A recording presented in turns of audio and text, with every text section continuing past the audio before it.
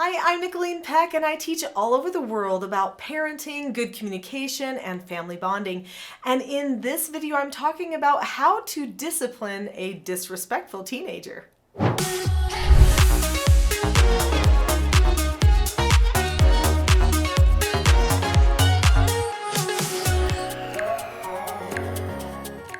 In this video, we're going to talk a little bit about discipline and what makes good discipline and how to apply good discipline to disrespectful teenagers.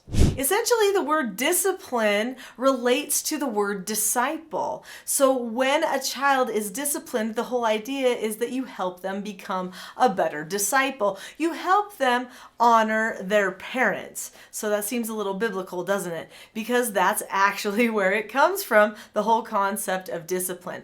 I do like to think of discipline as teaching children. So rather than doing something to a child, I like to help the child learn how to govern themselves. And this requires consistent teaching on the part of the parent. So I teach parenting through the lens of self-government. So what is self-government? Let's learn that. Self-government is being able to determine the cause and effect of any given situation and possessing a knowledge of your own behavior so that you can control them. So what that means is that you analyze yourself, you give yourself no answers, you give yourself instructions, you correct yourself, you motivate yourself forward. So this would mean that a child, if they're self-governed, would say to themselves, "Ooh, I just had a disrespectful thought. I don't think I'll do that. I think instead I'll use this other skill that mom and dad taught me called disagreeing appropriately. That's going to be more productive for me." So the person actually makes deliberate plans for themselves and moves themselves forward by doing self-assessment on a regular basis. Part of this self-assessment is keeping in mind who they really are to the other person. Usually, if you're having trouble with disrespect in your family, it's oftentimes because there are role problems. Years ago, I wrote this book called Parenting a House United. It's the one I'm the most known for. It talks about all the skills and principles of self-government to help unify a family. But when I wrote that book, I assumed that everyone understood family roles. And I don't mean responsibilities, because anybody can cut the front grass or make a dinner or go to work. What I'm talking about is actually the roles that each person has with each other. So if those are not maintained in the family, then we lose sight of who each other is, we start becoming very selfish, and then we have dysfunction. So I ended up creating this book to solve the problem called Roles: The Secret to Family, Business, and Social Success. And it's a story of a family, the Justice family, and how their children don't want to help out, they're showing some disrespect to parents. The parents are also having a little bit of struggle figuring out what's going to work best to help their children. And then you see how they learn about their roles and how they fix the roles in their family, and in the meantime learn self-government too. So it's a really fun way to learn. It's something you could even read with your children. But if you have teens that are disrespecting you, then something has probably replaced their affection, or they have forgotten who you are and who they are. Now, they may not say they've forgotten that, but they've forgotten what it means to be you. So if you're a mother, say, what is the mother of a family? What is her role? She is the heart and hearthstone of the family.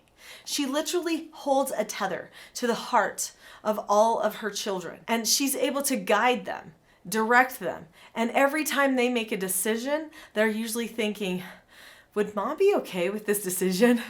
Because she has that type of a moral compass for the entire family group. So what about dad? Who is dad? What is his role? If he's provider, protector, these are things that are oftentimes applied to the role dad. What does it mean to truly protect your children? Well, doesn't that mean that you are the example of who they are trying to become? That you show them how to relate with all of the problems in the world that they find around them?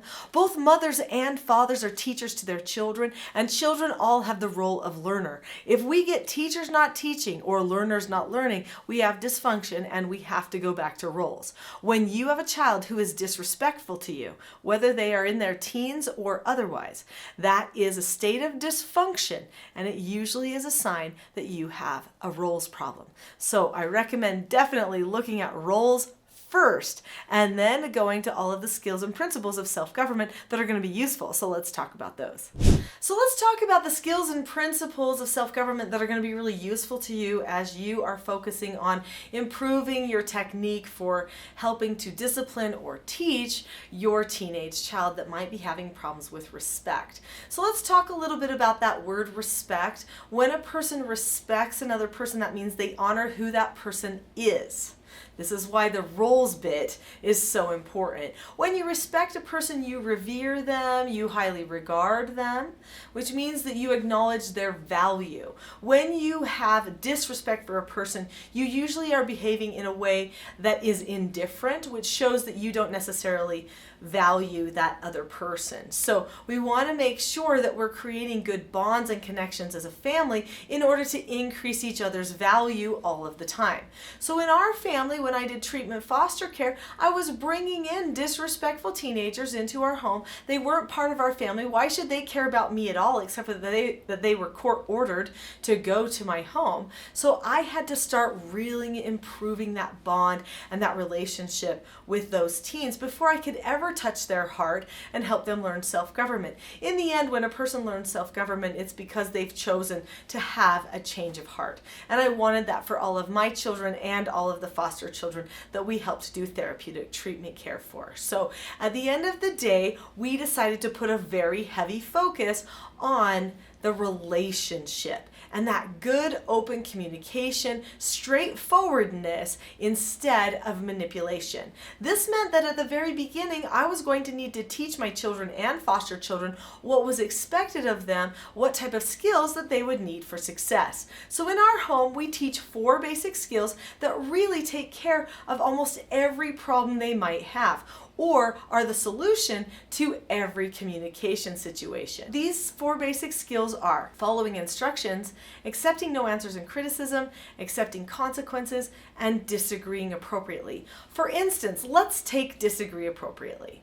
We're going to discuss disagreeing appropriately and a whole lot more, but before we do, click that subscribe button now. This channel is dedicated to helping you learn what you need to become a better parent, to unify and bond with your children, and you're not going to want to miss the content that comes out here. Click subscribe now. So let's talk about disagreeing appropriately. Disagreeing appropriately should actually be a child's favorite skill because it helps them get their way sometimes with the parents, which is not a bad thing.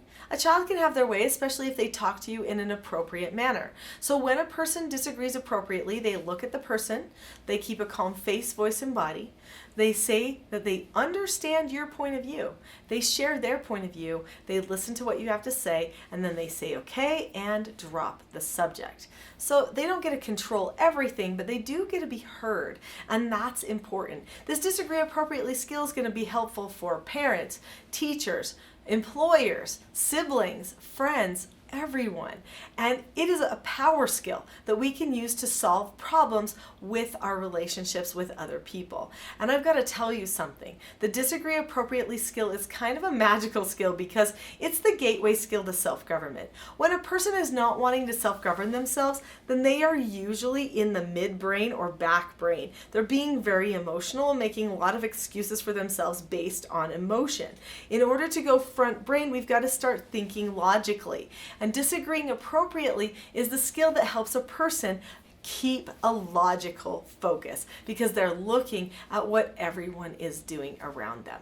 So once you've prepared the space and taught your children how to follow instructions, accept no answers, accept consequences, disagree appropriately, and you have times where you check up with them, so I talk about how to have really great meetings in my Teaching Self-Government course, but you have those things going on, now you're ready to teach them how you will correct them.